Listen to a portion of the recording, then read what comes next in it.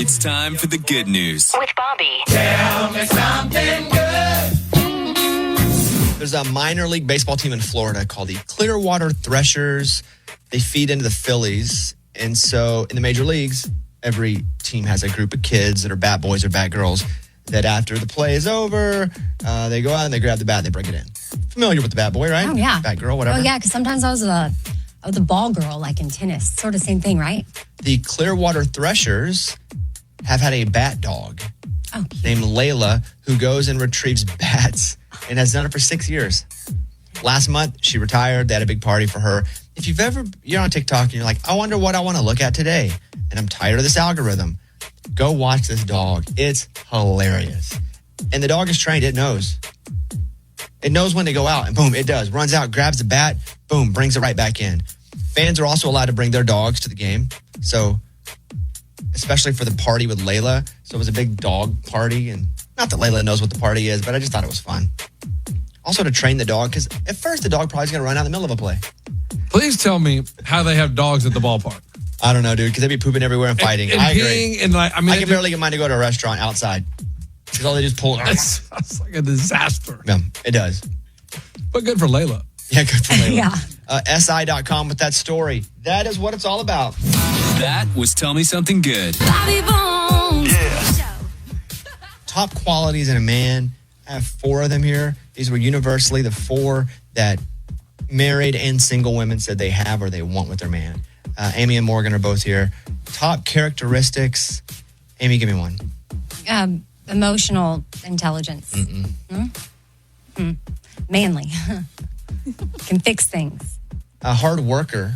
Okay. Makes the list. Does that count? Hard worker? Yes. Is that? Okay. Morgan?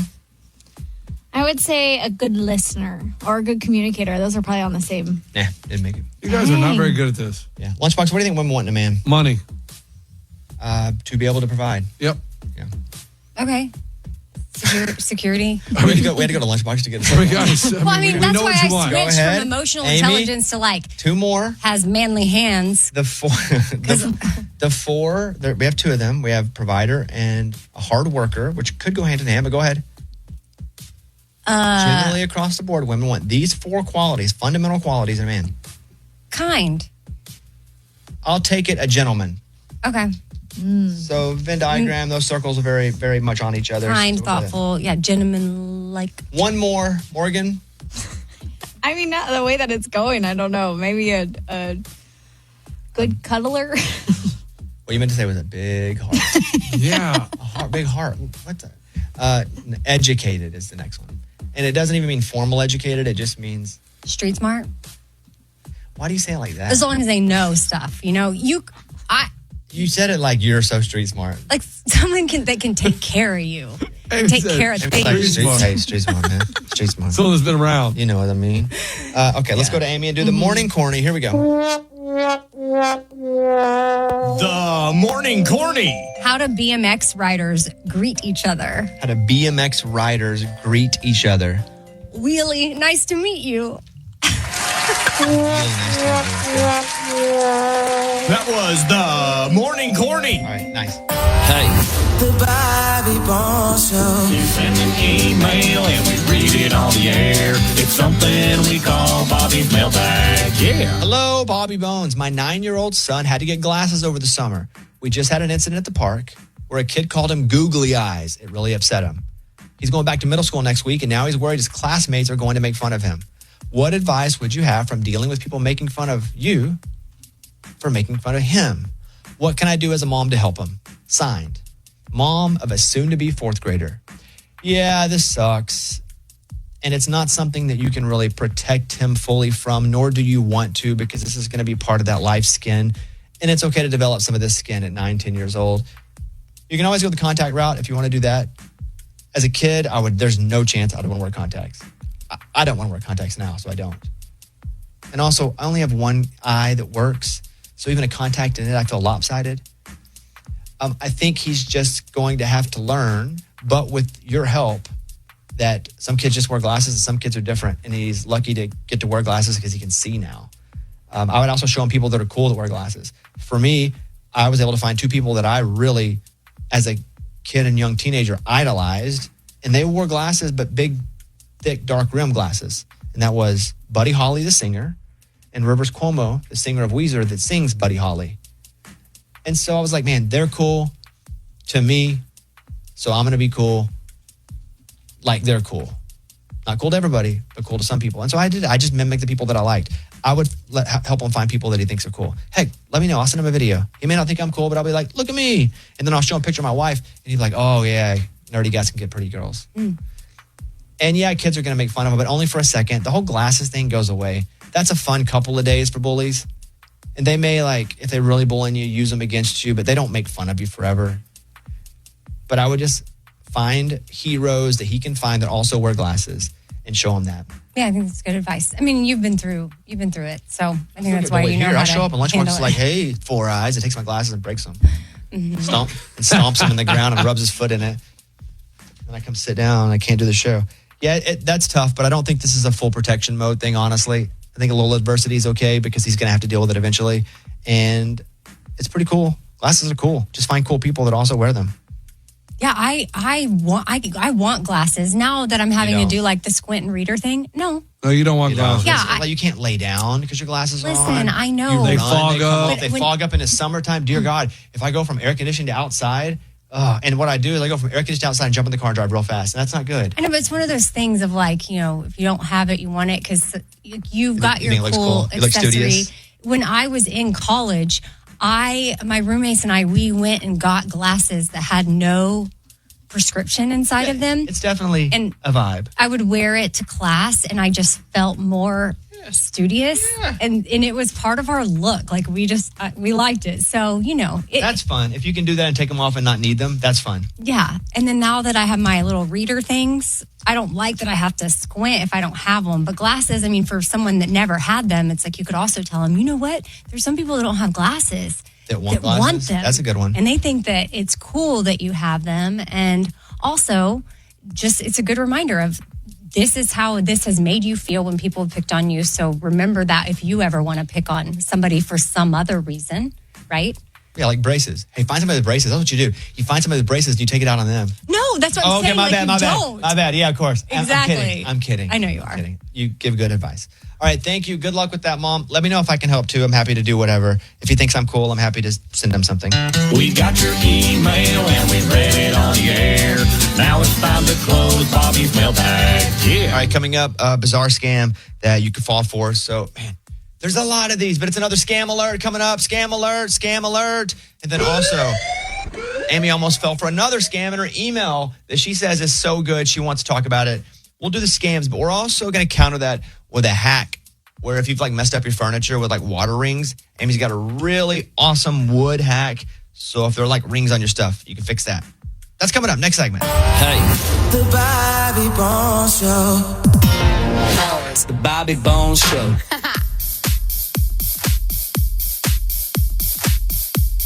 Thanks for starting your day with the Bobby Bones Show on Case 100.7. I liked it. I think Lunch was annoyed by it.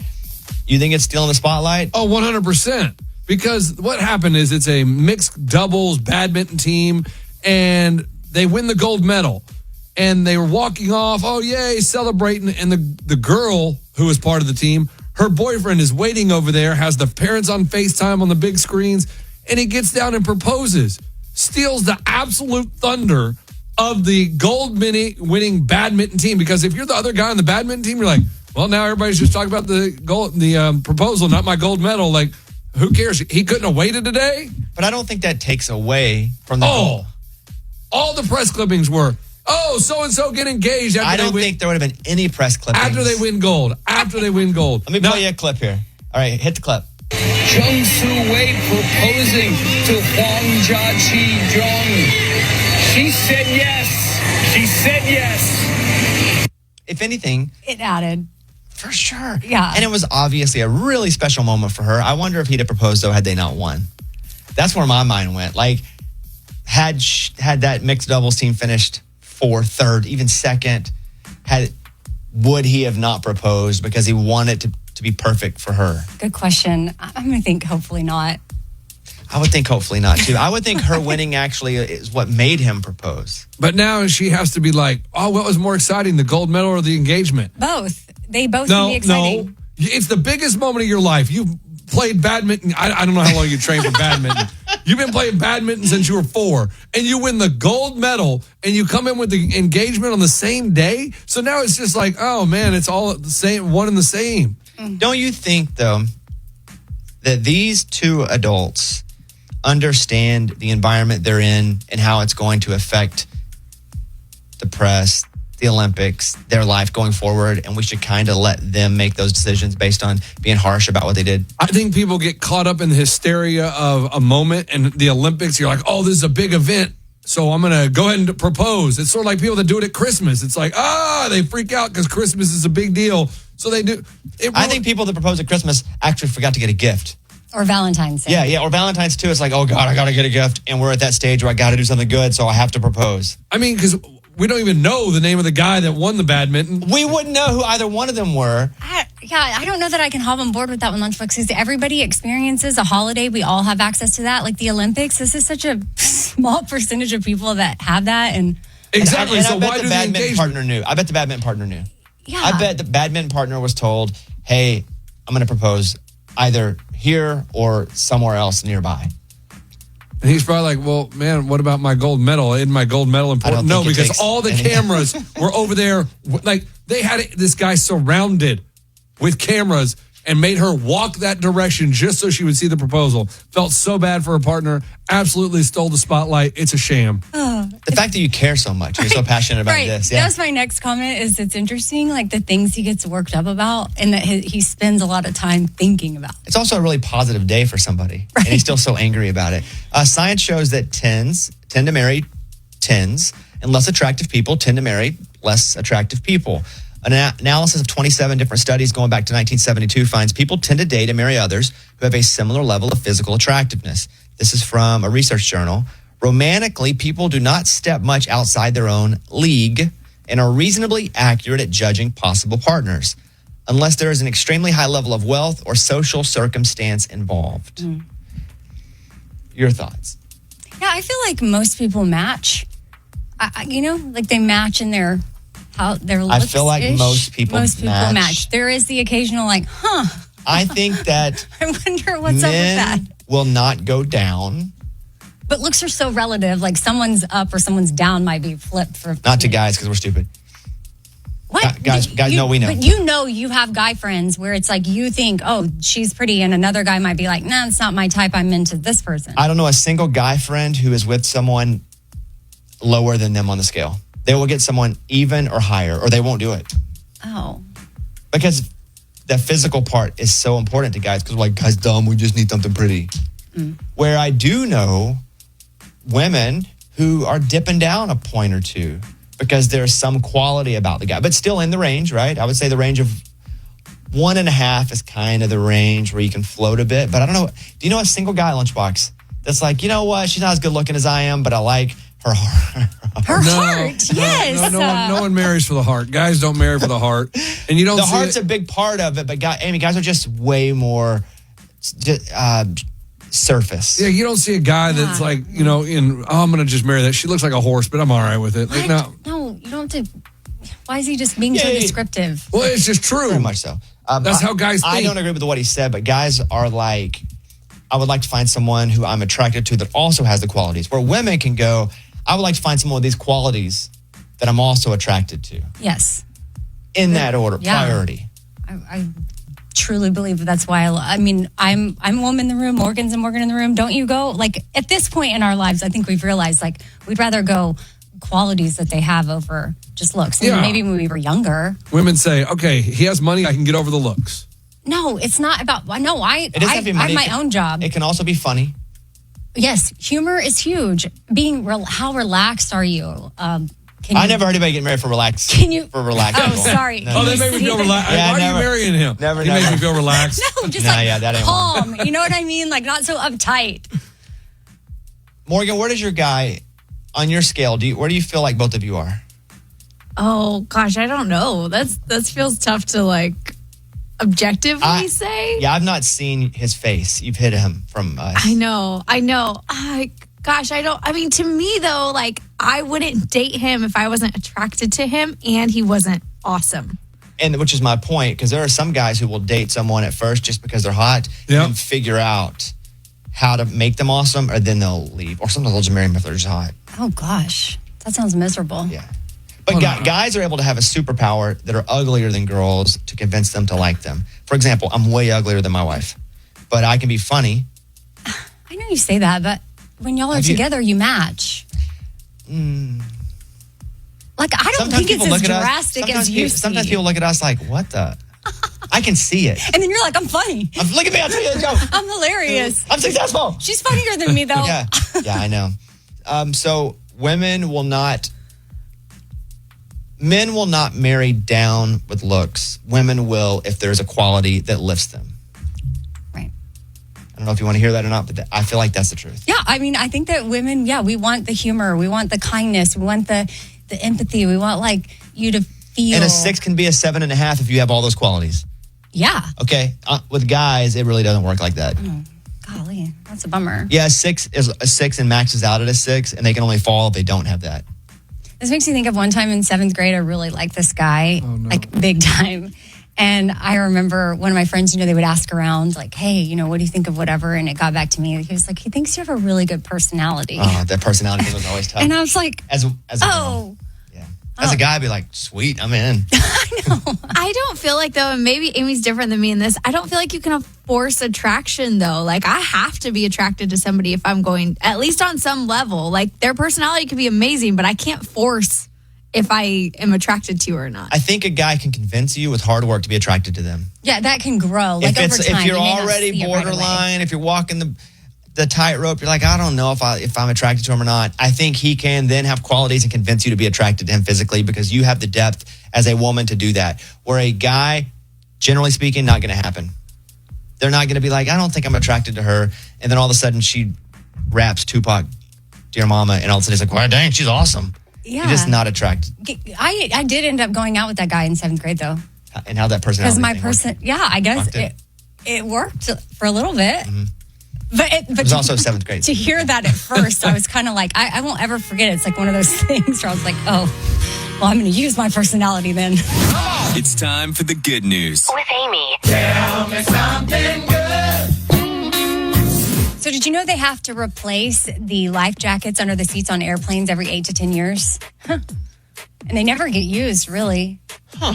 But no matter what. That makes sense, especially if it's like a safety protocol. So what do they do with them? Well, about 19,000 expired jackets just were going to a landfill each year through United. How wasteful. And one of the flight attendants there, Erin Taylor, she was like, hey, we got to think of a creative way to put these to use and recycle them somehow. She found a company called Bag to Life, and they specialize in reusing materials. And so now the life jackets are turned into bags for laundry, laptops, the beach, backpack, all travel theme type stuff, which is fun because it's coming from an airplane. Get it? The recycling thing just in general is cool. That it's just not just going to a landfill. Yeah, but it wasn't like, oh, we're just turning it into like something that isn't travel related. Well, I should give them to marinas too, just as life jackets. I used to work at a marina. Well, I don't know that they work the same as that because they're under the seat and they have to, yeah. What if you got on the plane, follow me here, and you're like, I'm really nervous, and you just pulled it out and put it on and they just sat there with it on. Could they say no, sir, you can't wear your inflated life jacket? And you're like, no, I have it just in case. I'm really scared. Yeah, no, I don't think you can do that.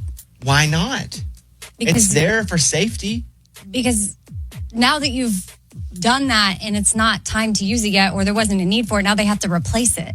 I don't know that they can just fold it up and put it back in there. Lunchbox, what do you think? If I get on an airplane and I'm scared to death and we're flying over water and I just want to make sure and I pull it out and I go, and it's on. Are they going to kick me off the plane? No. I don't think they can't. That life jacket's there.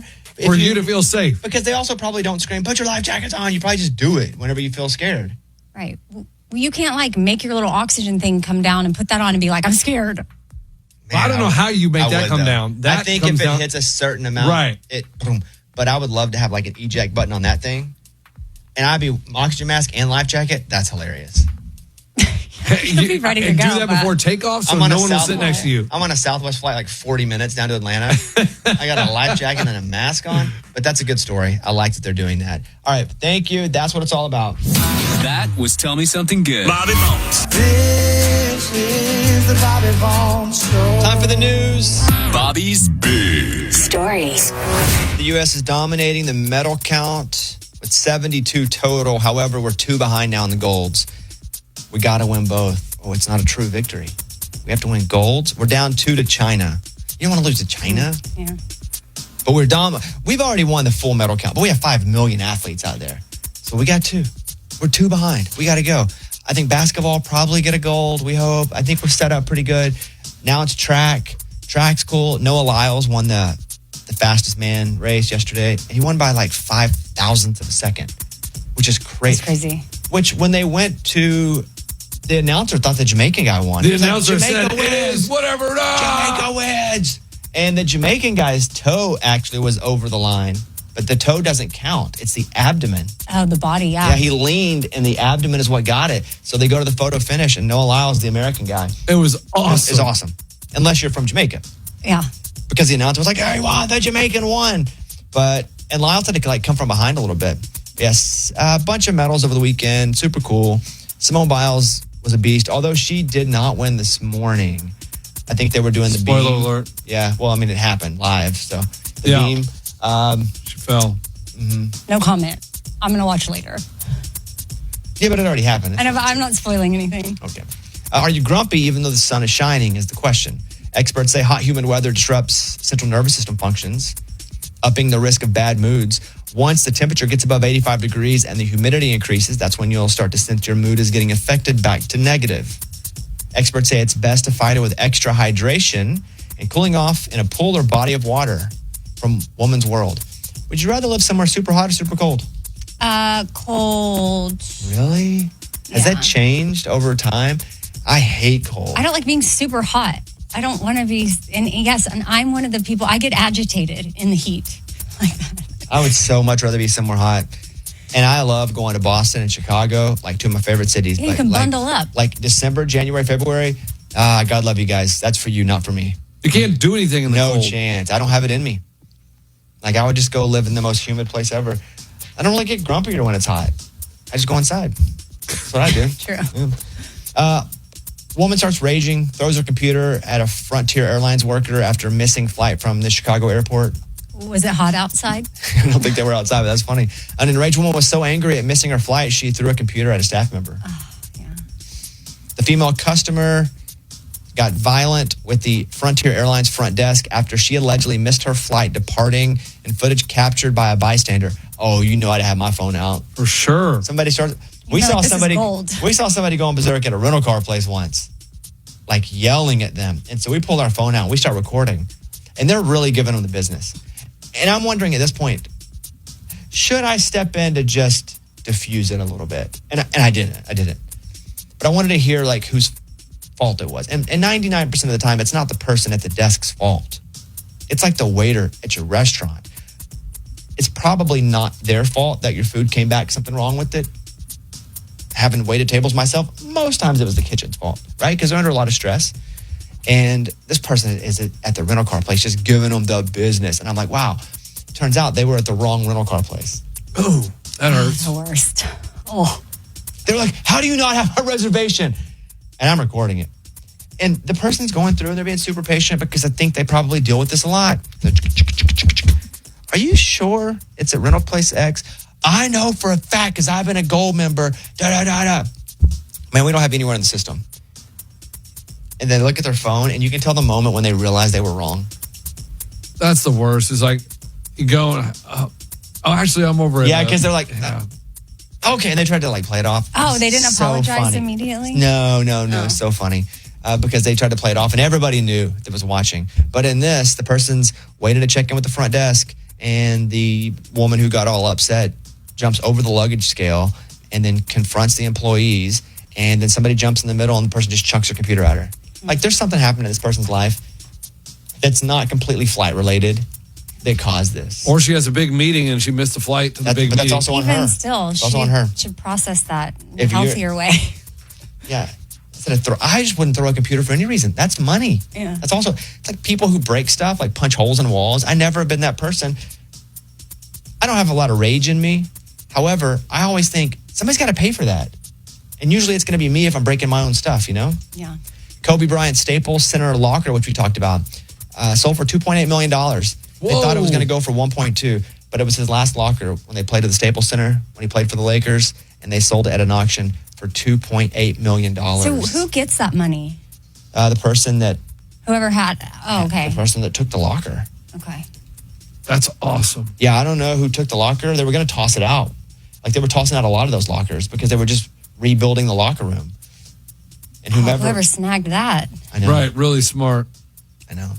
I won an auction last night for a box of cards that have been unopened. Like baseball cards? Basketball from 2003.